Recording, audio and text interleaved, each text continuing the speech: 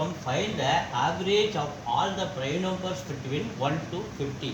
So ஒன்றுக்கும் 50க்கும் இடைப்பட்ட prime numbers எடுத்து எழுதியிருக்கோம் பாருங்கள். ஸோ ப்ரைம் நம்பர்ஸ்னால் என்னன்னு கேட்டிங்கன்னா, இப்போ உதாரணத்துக்கு நம்ம 3 எடுத்தோம்னா அது 3ஆல் மட்டும்தான் டிவைட் ஆகும், அப்படின்னா 1ஆல் மட்டும்தான் அது டிவைட் ஆகும், வேறு எந்த நம்பராலையும் அது டிவைட் ஆகாது. இதைத்தான் நாம் என்ன சொல்கிறோம், ப்ரைம் நம்பர்ஸ்னு சொல்கிறோம். அப்படி 1க்கும் 50க்கும் இடையே உள்ள ப்ரைம் நம்பர்ஸ் எடுத்து எழுதியிருக்கோம். மொத்தம் எத்தனை இருக்குது பாருங்கள், 1 2 3 4 5 6 7 8 9 10 11 12 13 14 15 இருக்குது. மொத்தம் எவ்வளோ இருக்குது, 15 நம்பர்ஸ் இருக்குது. ஸோ இது எல்லாம் இந்த 15 நம்பர்ஸையும் நம்ம ஆட் பண்ணால் நமக்கு கிடைக்கிற டோட்டல் 328.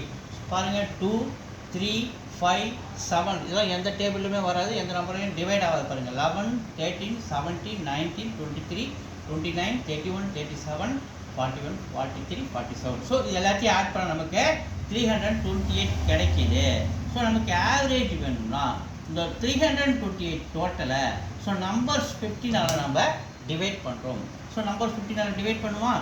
328 by 15 2 times 30, மீதி ரிமைண்டர் 2, இந்த 8 அப்படியே இருக்கிறோம். அப்போ ஒரு தடவை 15, ஸோ மீதி ரிமைண்டர் 13. ஸோ புள்ளி வச்சுட்டு 0 சேர்க்க 8 வாட்டி 120. ஸோ மீதி ரிமைண்டர் 10, ஒரு 0 சேருங்க 6 வாட்டி 90. ஸோ இப்போ 21.86 நமக்கு கிடைச்சிருக்கு.